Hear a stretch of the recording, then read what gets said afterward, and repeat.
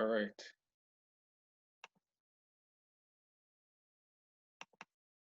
All right, so intro to CSS.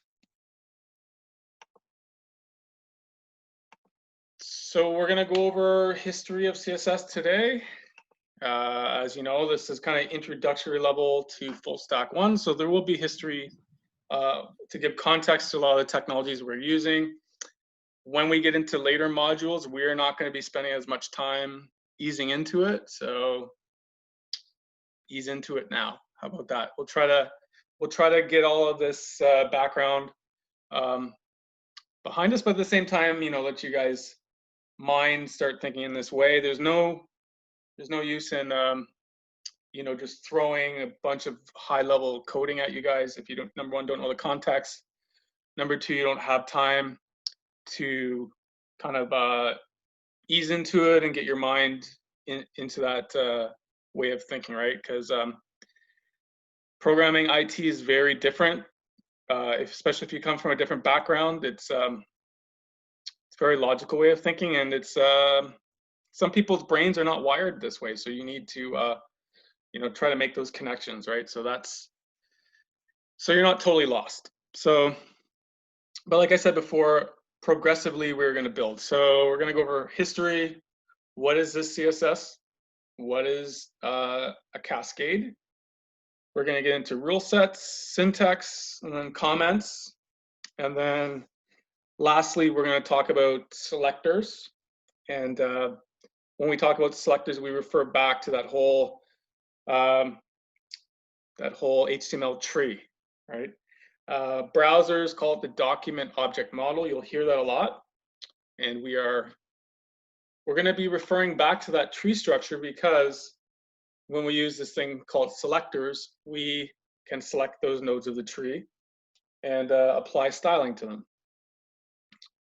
All right, so let's give context again to CSS.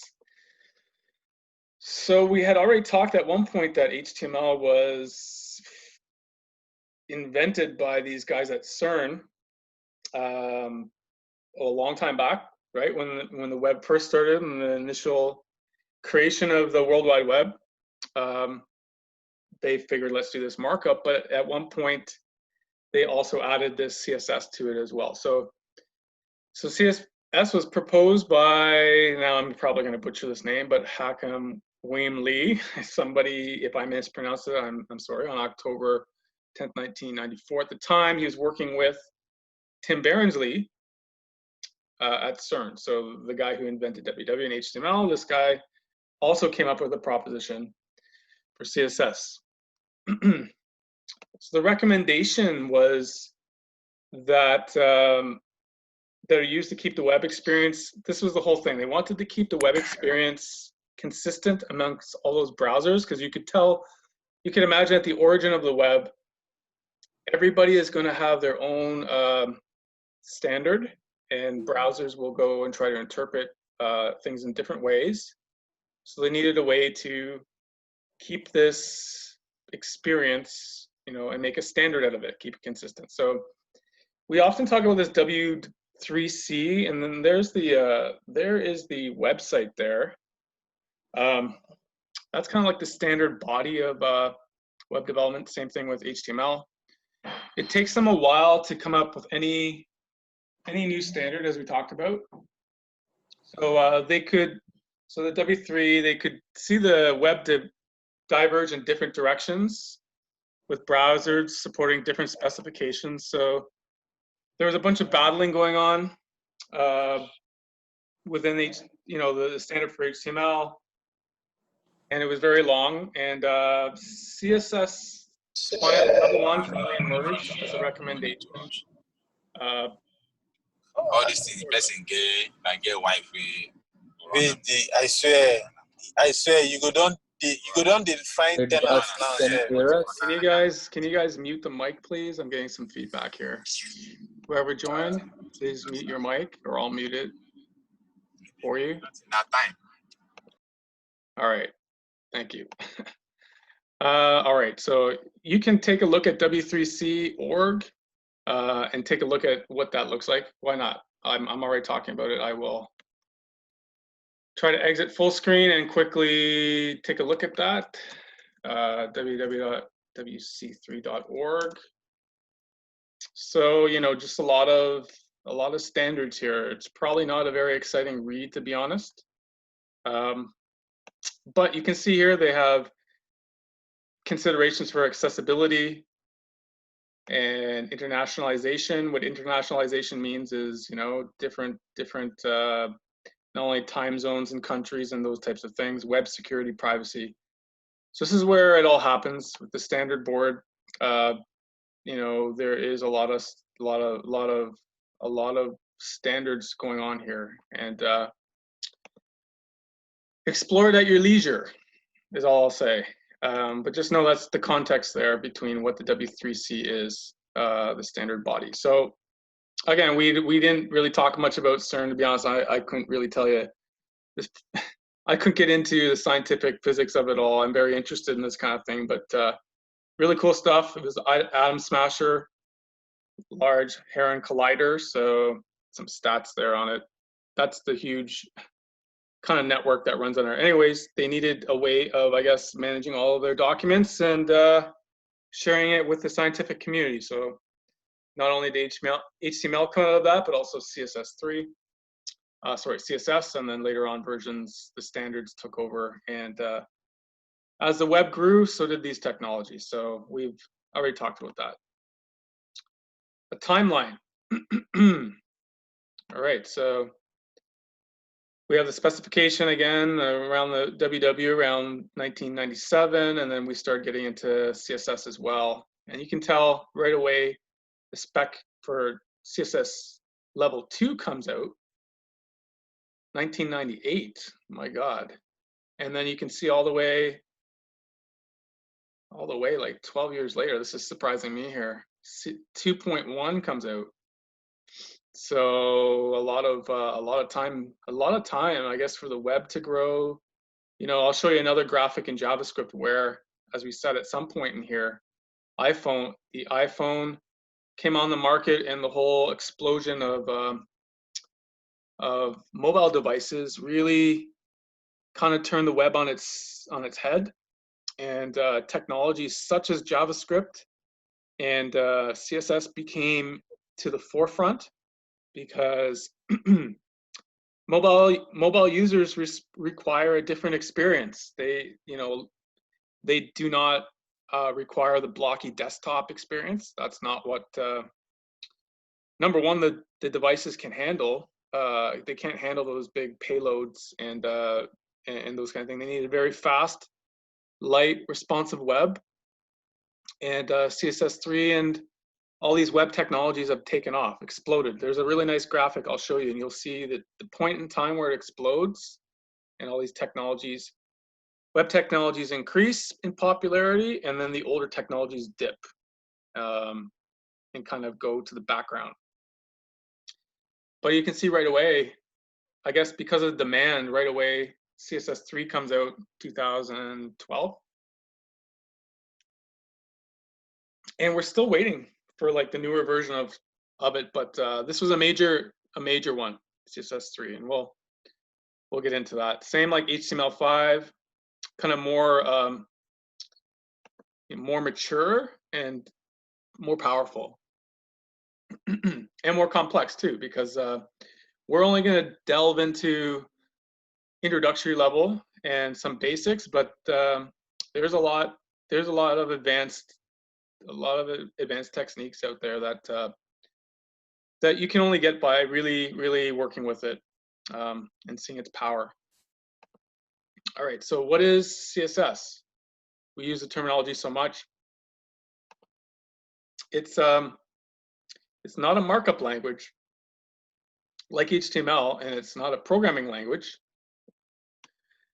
It's a style sheet language, and we'll talk about what that is. So CSS is what you use to selectively style HTML elements, and the key thing is style. So when we're talking about a paragraph and we want to set the color of it, the new way is to apply a style to it.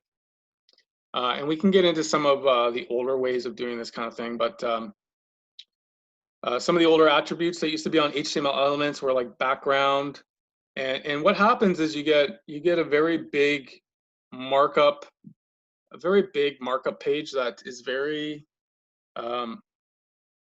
unmaintainable over thousands of lines of code. It gets very, very unmaintainable. Think about it. If you had in an HTML document, you know, say hundreds of tags with backgrounds, different backgrounds, you would have to manually go through each element and change that color. Whereas if you had selectors, you could select everything, or you could select distinct elements, and as a group, you can group all of it in a class. And therefore, if you ever wanted to go back and change the color, you just go back to your style sheets and you just modify the style in the sheet, instead of going through hundreds and hundreds of elements, doing a control replace and a lot of development time. Right, so CSS stands for, because we use it so much, it's cascading style sheets. And the key thing that people really don't understand is the cascade and cascading and what that means. But the C stands for cascading. And then style sheet is you'll hear that often, the style sheet. So CSS describes how HTML elements are going to be displayed on screen, paper, and other media. For instance, if you were to print it out, I imagine, right, for paper, or otherwise screen. And when we're talking about screens, we're talking many, many devices, and how that all works. So CSS will save time and a lot of work. It controls the layout of multiple web pages at once.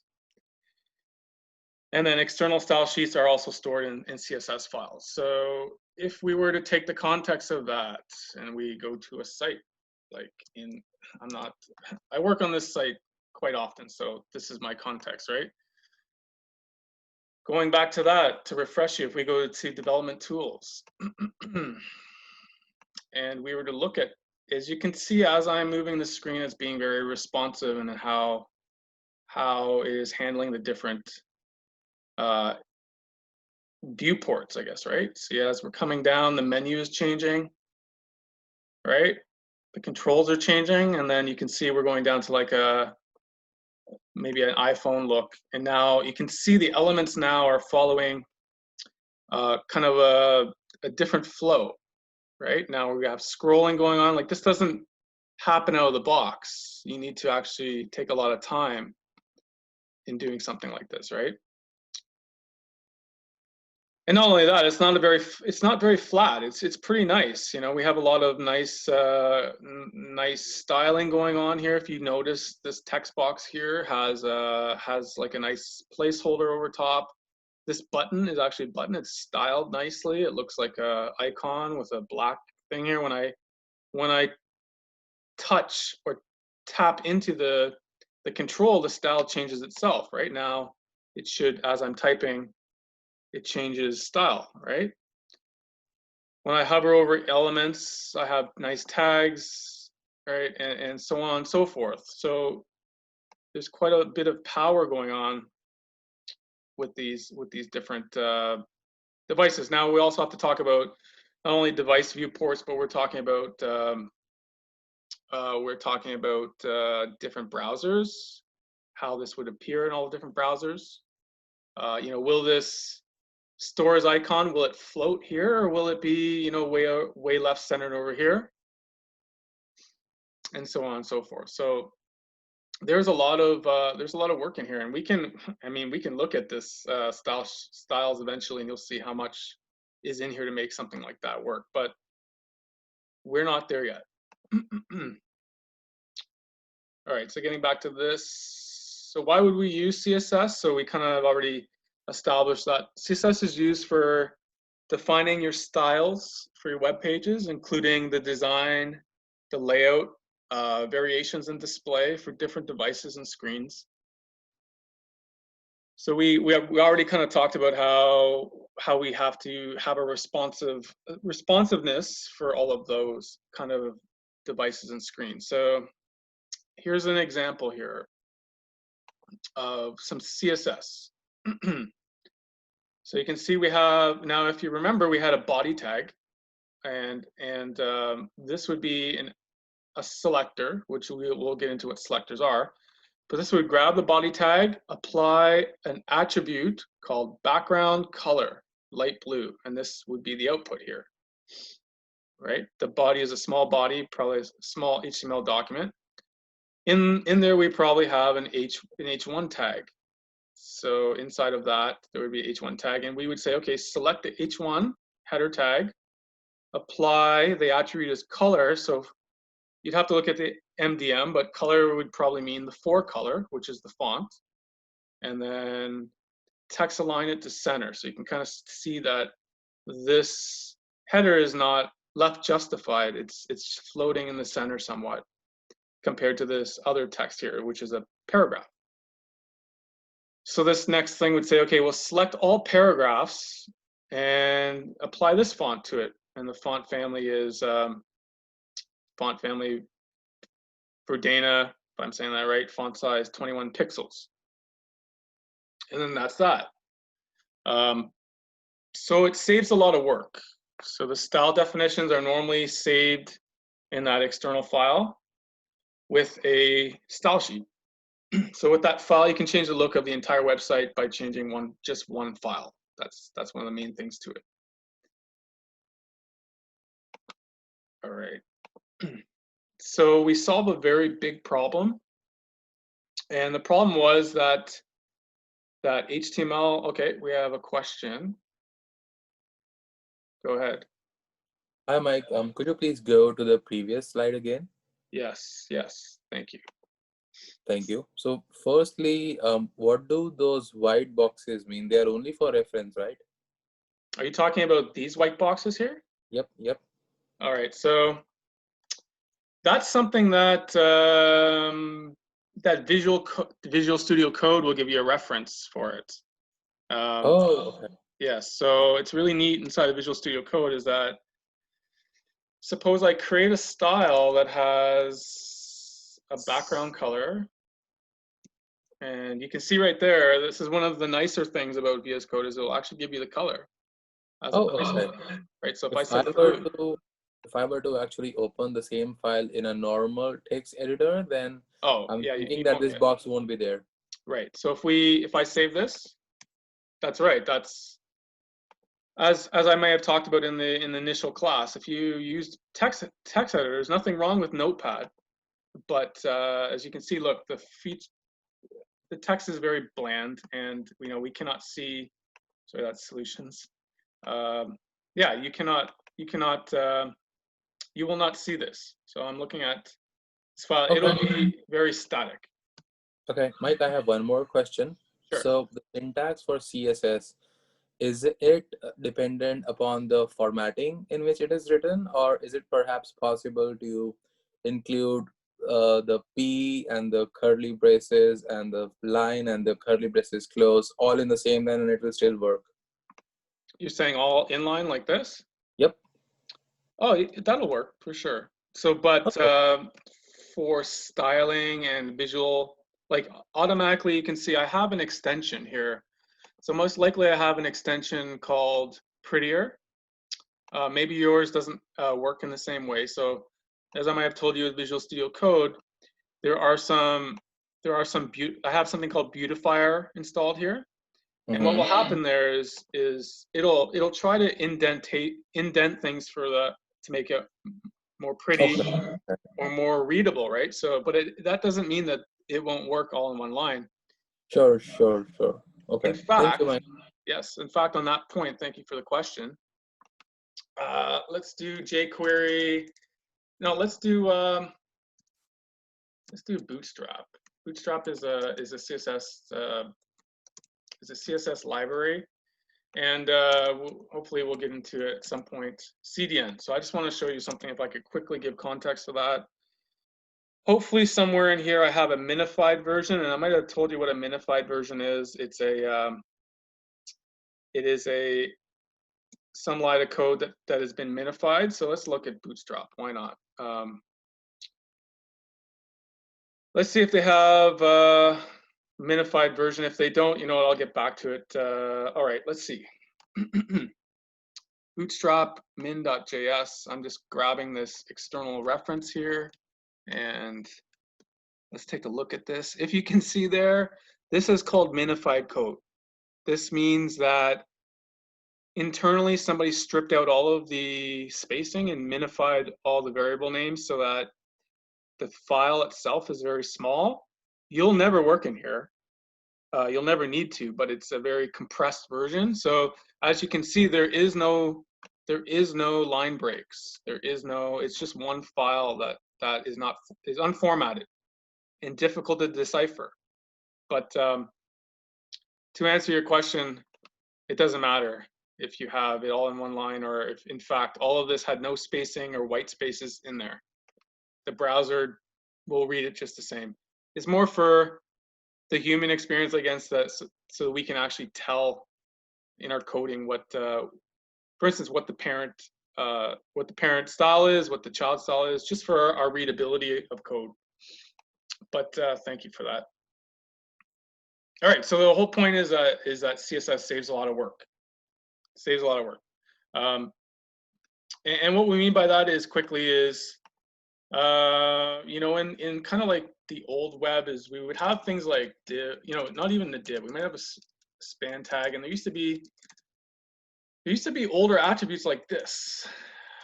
There used to be tags that would, you know, that you would actually have in there, and you might have content 1, you know, and then you would have many of these tags all across there, right? And if I save that, hopefully it formats it all. You can imagine thousands of line of tags. So you would have to go in to each single line and edit those attributes. Sorry, if this was maybe it would have been better off if that was a paragraph, but at the same time, we could just say, let's target all the spans and give them a background color of blue. And then that would apply to all of this. And in fact, we wouldn't need this anymore. We could have a nice element that is free of that attribute, that's very clean, and just looks like something like this, right? In that way, this applies to all of the elements in the document. So this is a really simple example, but you can imagine if you have thousands of elements in a file, what might happen in there. So that's what that is. Anyhow, moving on. So it saves a lot of time, saves a lot of work. When you get good at it, you'll be laughing, really. In fact, you can, on the web, there's so many resources where you can go and get styles, and you can you know, you can buy style sheets. So if you have a web site that looks really blocky, you can buy, I don't know, a blue and white styling to it, and then you can change it. You can just, some of these templated websites, you can swap in and out themes, right? I remember I worked on a website that had theming, and the user could pick the themes, and all it is applying a different style sheet.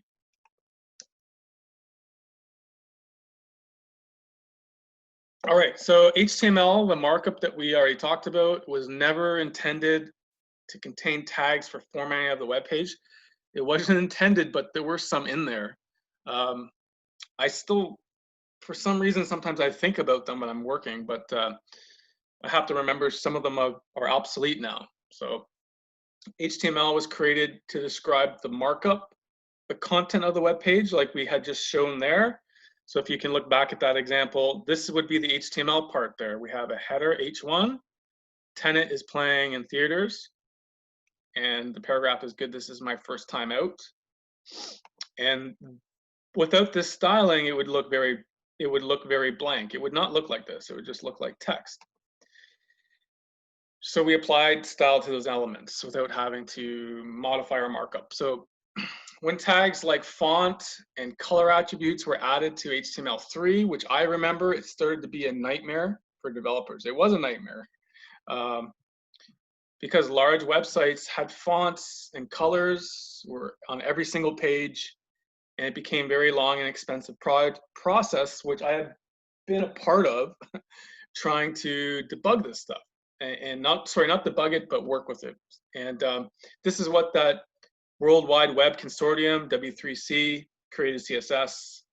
When they created it, they removed all that formatting out of the web page. So I still remember to this day, you know, within each one of these tags, if I can quickly, you know, so if we have this and we had content, well, not only inside of this content, we would have another thing called font.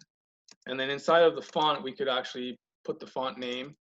You know, maybe the name was, you know, Arial. I forget exactly the markup, but so you can imagine if we had, and you had a lot of blocks like this. So if we had blocks, right, now this is going to say it's depreciated, but again, in the same example, you can imagine if you have many different fonts and you want to change the style, now you have a some type of you know, strategic organizational direction to go to another font like Helvetica, you would have to go through and manually throughout your site go and update all these font tags. And not only that, all the backgrounds, because now we want to be a white and black theme for our site. So just a lot of work in that. So they removed it, and like I said, in my back of my mind, I still remember the old tags. Sometimes I fall back to them, but I have to check the specifications and see what is still around. All right, so one of the confusing things, or not the confusing things, but one thing that's often overlooked, and even myself sometimes I have to refresh myself on, what is this thing called the cascade part of CSS, the C. So it actually gets really complicated. There's a lot of rules around it, but let's just talk about some top level, some high level meanings. If we're talking about style sheets and how they're applied to an HTML document, you have a concept of the default browser style. And that's the most general browser style. That is when there's no default specified, you know, we get the output as a gray box, right? We have the, you know, the button is gray. As we might have looked at in our previous example, in that MDM, right? MDM HTML button element. If we look at that button element here, going back to this example, somebody has put style on this in a way and made it look fancy, right? It's a fancy button now, sort of. But that's the default. Plain Jane, kind of gray. That's just what the browser's default style is. If we add some text to this, right, the text is formatted to a just a very standard kind of Arial font. Same with some other elements as well. Input boxes, right? Input boxes is just a box with a border around it. So that's what we mean by when we're talking about the default browser style.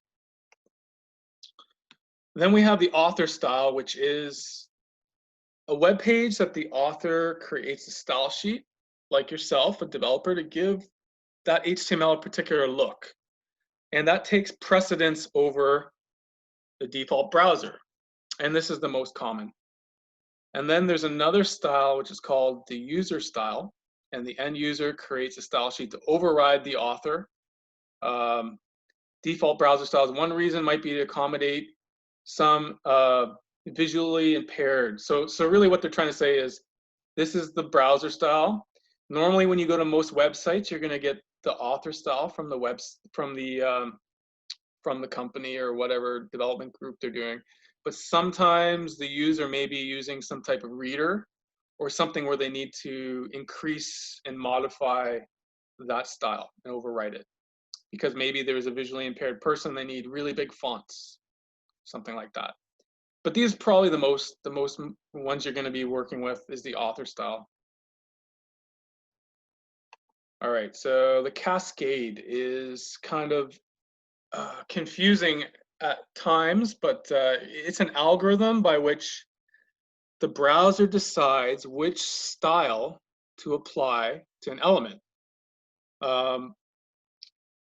And the context to that is that you can have multiple styles inside of a website, and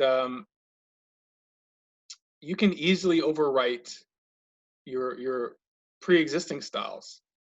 And there's kind of an algorithm to try to figure out which one is going to take precedence. And it's really difficult sometimes to find out which style is working on the element when you're trying to change it. This whole algorithm figures all of that out, to be honest. Just 1 second.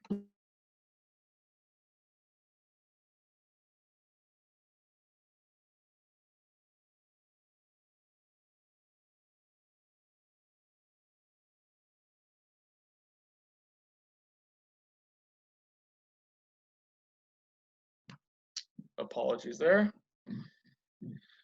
All right, so the cascade. So if we're talking about a cascade element, if we're talking about an element, we may be dealing with a website where, you know, if I select on a page here, if I select an image, and this is, again, developer tools, and you're going to see in here that it's going to go through a bunch of styles to try to figure out what's happening here. It could be on the image itself. It could be a style that's applied to the image, such as banner, image, picture. And you can see on the left side that there's different style sheets that are coming into play. And some of them may be crossed out. Now maybe we may get into, so you may see some of these colors crossed out because this style lost in that algorithm. So this is overwriting the default agent. And sometimes when you look at some of these styles, you'll see, okay, well, this was inherited from another style sheet, but in the algorithm, it is not important, so it's ignoring it. If these styles were applied, then you would start to see conflicts in the document, and you would not get, you know, you would have. So you're seeing now is it's kind of warped. It changed it a little bit, right? And when you get into very specific pieces of UI, you don't want that happening. Maybe what I've done now, if I start making it responsive, is this element here is not going to be responsive anymore. It's going to be the same size throughout all the devices. So there's a lot of side effects that happen. And the cascade is really dealing with trying to figure out which style wins. So a lot of people think of it as this style wins, that style wins. If a CSS rule wins at the higher priority, then that rule will take precedence, and that rule will be applied. So I'm not really going to ever ask you what the rules are. I'm just going to try to give you context to when somebody says what is cascading, you're going to have context to that. So the CSS cascade takes a few of these attributes and assigns them a weight. So there's a weighting thing there's a weight mechanism that goes on. And if a rule wins at a higher priority, then that rule wins and that style gets applied. However, if there are two rules that are in conflict at a given weight, the algorithm will continue to cascade down and check the lower priority attribute until it finds one that wins. And to be honest, sometimes I'm doing CSS and I don't know why the style I'm working on has lost. And I have to go up the tree and try to figure out, it's very frustrating. It's very frustrating when you're trying to figure out why your style has been overwritten or why, you know, the padding you put around an image is not taking effect. And yeah, I'm sure it gets a lot easier when you work with it a lot, but yes, let me just get that question there. So why is it SCSS? Well, that is another technology called, I believe it's called SAS, C-A-S-S. And there's, I mean, now we're getting into some other stuff. There's CSS, which is cascading style sheets. And when we look at the style sheets, there's a lot of code in them. And sometimes, for instance, you might have a style So let me back up. Basically, Sass allows you to pass in variables so that you can have a little bit of logic in your CSS pages. I don't know if that makes sense, because normally CSS is very static. So if you have, say, iOS, you have an Apple device, so I want to show an iOS border. I have to go now and detect iOS, apply manually all of those styles by name. So it's a very manual process, whereas with Sass, you can kind of pass in a parameter that the style sheet can kind of have a bit of logic for you. It'll return back the style that if you pass in a variable called iOS, it may do something with it. So it has a little bit of dynamicness to it that CSS doesn't, if that makes any sense. Okay. All right, so time check. I think we're at 7, and let me see. I'm on slide 14. Let me at least get to slide 20. We'll take a break again. All right, so we're gonna have a cascade is the style sheet, the styles, and the cascade. So the style sheet would be maybe styles.css. We'll talk about how to build and link to style sheet. You can do it inline, also inside of the script tag, style tag. So here's a div with a color red, and then there's a cascade. So you can see here, there's something going on here. There's a div tag that's red, and then we're saying a div, and within the div, there could be an anchor tag, and it's black. So it kind of needs to decide, okay, well, the div color, the fore color of the font will be red, but now to be specific, we're getting specific to the element, it's going to be black. So this would win because now it's very specific on an anchor tag. So this one for the anchor tag at least will be black, where all the other fonts will be red. So that's kind of how it would work. And that's a very simple example because you can have many levels with weights on them. So like I said, it's something that I still need to work with.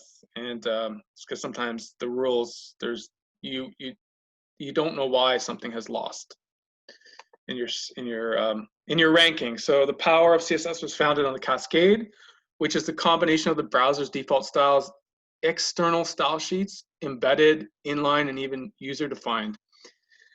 So we have I can't even pronounce it, ranking by proximity. So we have the lowest, which is the browser default, which we said that's the default visual display of a button.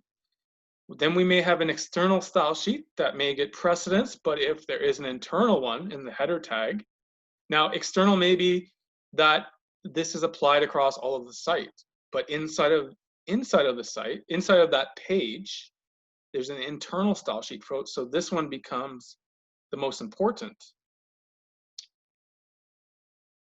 Some question here, is there an editor to tell which cascading rule is being applied? Oh, I wish. Yeah, I wish. I wish there was some way that could tell you what. See, the browser will tell you what style on the page it is going to give priority to. So it's really the engine and the browser. Now, if I'm wrong and somebody knows an editor that tells us, I would love to install that on my machine. And yes, a dirty way of giving something a very important at the highest is something called important, and that basically will say this is the highest priority. However, if you put a style on the element itself, that becomes the highest priority. And oftentimes, I not only put it on the element itself, I also mark it as important just to really brute force it completely. Does the cascading change depending on the device it's being used on? It all depends. In CSS3, there is something called a media tag, and the media tag can detect the there's a way to give priority, but by default the cascade doesn't. So there's a way in CSS3 to to check for the screen size, the viewport, and apply styles based on the size of the screen. So then your style sheet is a little bit more dynamic, which is amazing because we never had that before. That's actually very, very, very powerful. All right, so let's at least make it to a couple more slides, and then we'll stretch and come back. All right, so we talked about that. So at least let's talk about the rule set. So a rule set consists of a selector. Now remember this selector concept, and a declaration block.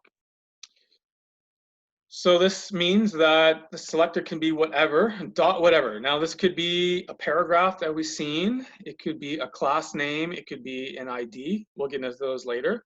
Then we have the property. So for this, we're saying that display block. This could also be background color blue, or it could be alignment center, right? We want to select all paragraphs, and we want to display them as a block. Well, we want to center them maybe. So there's many properties and there's many values, but this is what it looks like. So the foundation of writing a scalable CSS web for our website is this rule set. The rule set contains one or more selectors. Now remember that you can have many selectors. It's a little confusing when you start doing that, but you can group them. And you need a declaration block with a collection of declarations. Declarations contain the properties and values and key value pairs.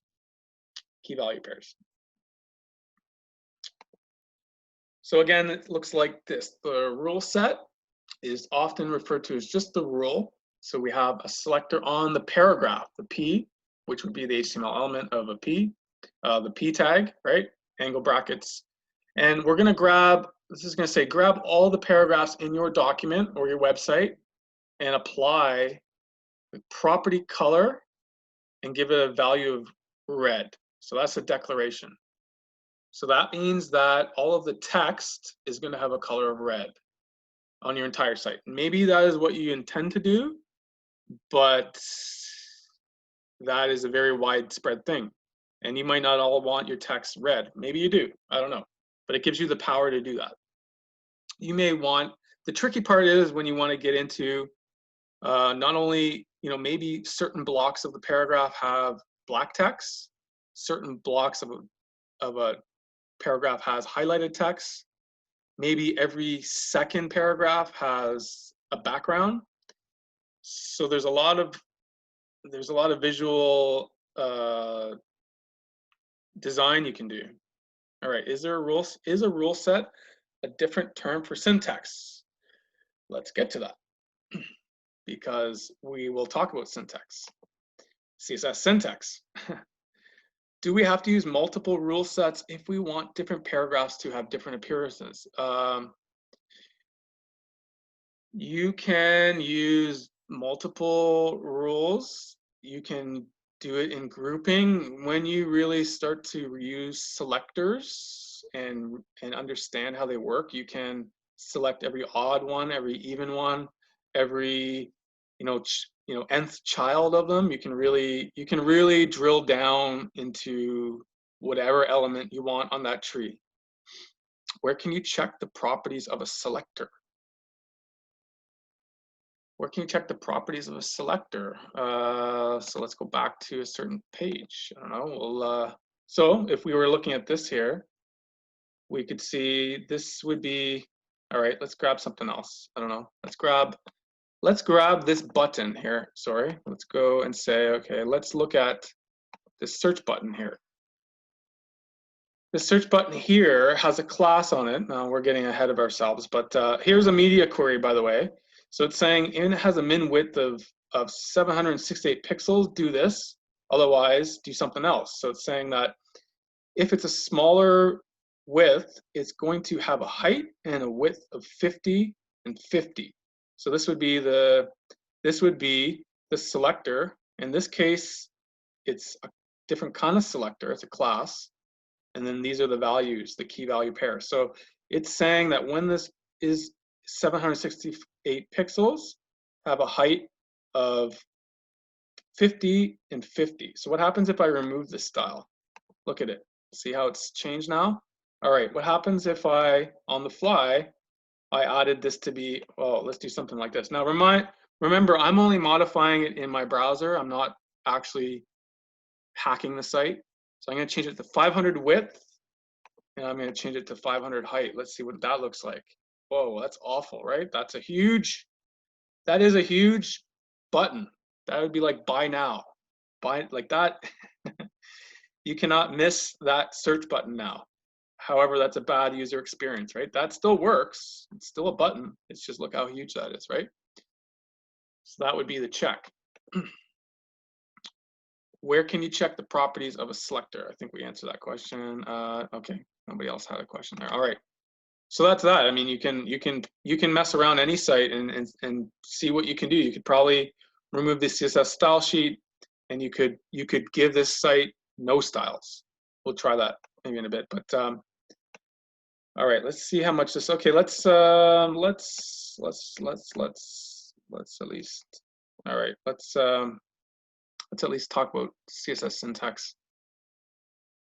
While we're on the subject, so it is similar to the rule set, but the syntax is really the selector. This is, I guess the rule set is what it looks like, but when we get into the syntax of it, the different types of selectors, the different type of declarations and properties and values is the syntax. So as we establish the selector is the element, and that's the name of the rule set. It defines the element to be styled. So for in this example, we are saying all paragraphs. To style a different element, we change the selector. So if we want to select all div tags, we need to create a different selector for divs. If we want both paragraphs and divs to be red, we could group them in the same line. We could do that, and we'll talk about that a little bit later. Declaration is a single rule, color equals red. It specifies the element's property you want to style. So we want to style the paragraph's color. Properties, obviously now, these are the way you style the HTML element.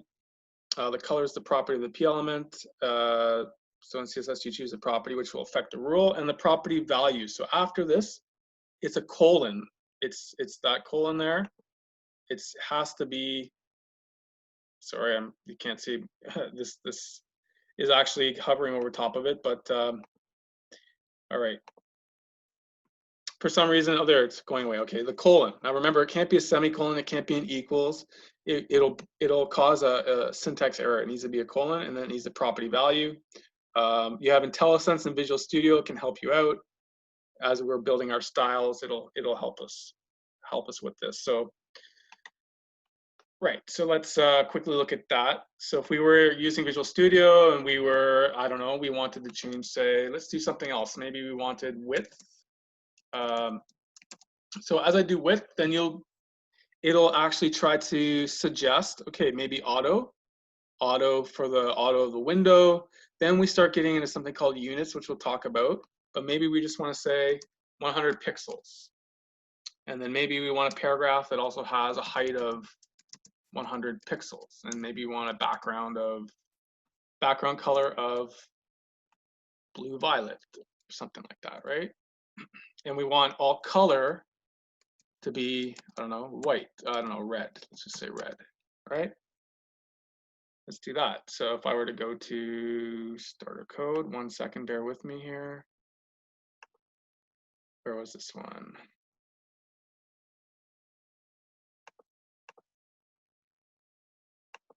I wish I could just